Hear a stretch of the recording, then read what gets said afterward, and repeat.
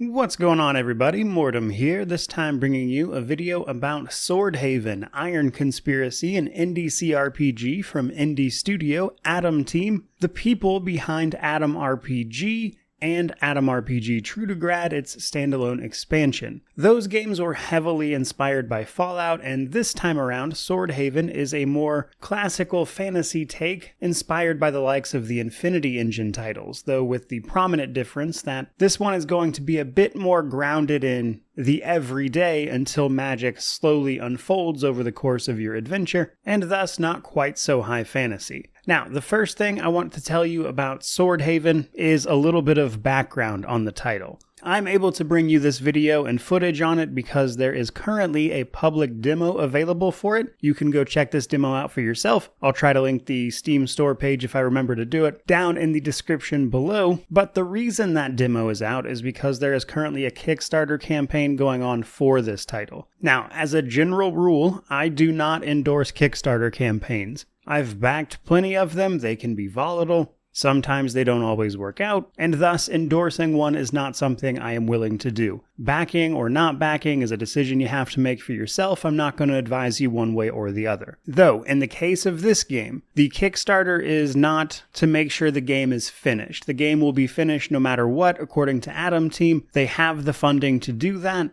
What the Kickstarter is for is the extra features that they would like to add to the game that they currently do not have enough money for. Probably also worth a mention that their previous game, Atom RPG, was also a Kickstarter title, but regardless of how that pans out, they are planning an early access release for 2024, followed by a full release in 2025. Now, with all of that preamble out of the way, let's finally talk about what this game actually is and a little bit of what you can expect from it, though do keep in mind what you're seeing here is a demo that is definitely not complete. So right away, the story kicks off explaining that there is a remote area of the world called Nova Draconia. Recently, this has been taken under the wing of the expansive empire of the game world after being taken from the local native barbarians. The reason for doing this is the nearby Balta mines, which produce a magical ore that is then refined into what the game calls pale iron. This is an incredibly valuable substance that seems to have some sort of magical nature, and thus Nova Draconia, because of all that situation, is drawing adventurers to its main city of Swordhaven. We happen to be one such adventurer, and on our way to this place, a storm destroys our ship, and someone on said ship hands us an incredibly magical amulet and sends us to deliver it to someone in Swordhaven without having time to explain any other details. So that's the sort of general plot setup. Now, character creation-wise is where things get a little bit more interesting because we're going to be picking things like a background, attributes, skills, distinctions, abilities, all in an effort to customize our character. Now, starting with background,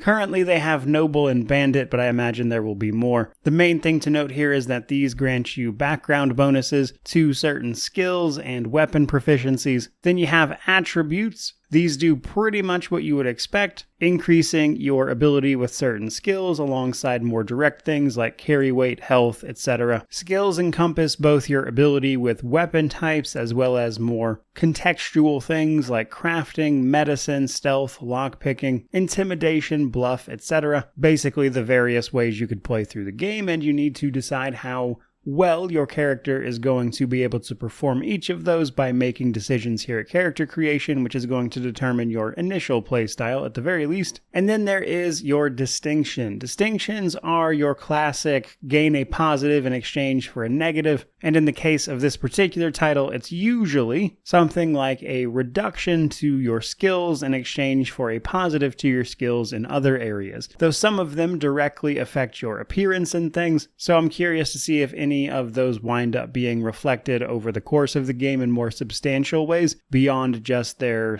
base stat adjustments. And then there is your abilities. Now, you're going to pick an ability for the preferred weapon type, basically coming down to things like swords, axes, blunt weapons, halberds, spears, all sorts of ranged weapons, though you can also go completely unarmed and pick up skills for that type of combat as well, allowing you to customize and lean into a particular weapon type. And then lastly, you wrap up character creation with your appearance. Again, options here are a little bit limited. I'm assuming there will likely be more with the full release, which then brings us to the actual game. Now, exploration is pretty much what you would expect. Classic CRPG stuff. You are in individual maps. You'll be able to explore those maps, encounter enemies, find secrets, and complete quests. Shortly after starting the game, you'll quickly find your way to Clam Reach, which is the first village we'll be running around, and there's all sorts of companions here to pick up alongside quests to find, allowing you to do classic things like murder a bunch of rats, fight off some wolf packs, and then solve a dilemma involving the barbarians casing the village. Now, how you approach a lot of that stuff is, relatively speaking, up to you. There's plenty of opportunities to do things like lockpick, navigate your way through conversations via things like bluff or intimidate, and at first glance, it seems to be a pretty competent RPG, which is what I would expect from the team behind Atom RPG, which was itself a very open and non-linear game. So no surprises there. But then we have combat. Now, while this wasn't available in the demo, it does seem that the game will be both turn-based or real-time with pause if you prefer. You'll be able to toggle between the two, but combat was a little bit limited in the demo here. You don't get a ton of skills or abilities to really use, but for the most part, it seems like your characters are going to get a set amount of action points that they can then use to move or make their attacks with. It's also a gridless system, and the core of it seems solid enough, but without seeing fully functioning builds and everything in play, and whether or not magic actually comes in full force later, makes it hard to say how I really feel about the combat thus far, other than to say that the literal bare bones that we see here are pretty much what you'd expect for the genre, with the added bonus of real-time with pause or turn-based. I do always appreciate a game that will let you choose. Now, as of right now, I think that's just about everything there is to say about Swordhaven. I think anything beyond that will simply have to wait until we see something more substantial than this update, but I've already had people asking me about this game, and I cover CRPGs pretty religiously, so this one will certainly be no exception.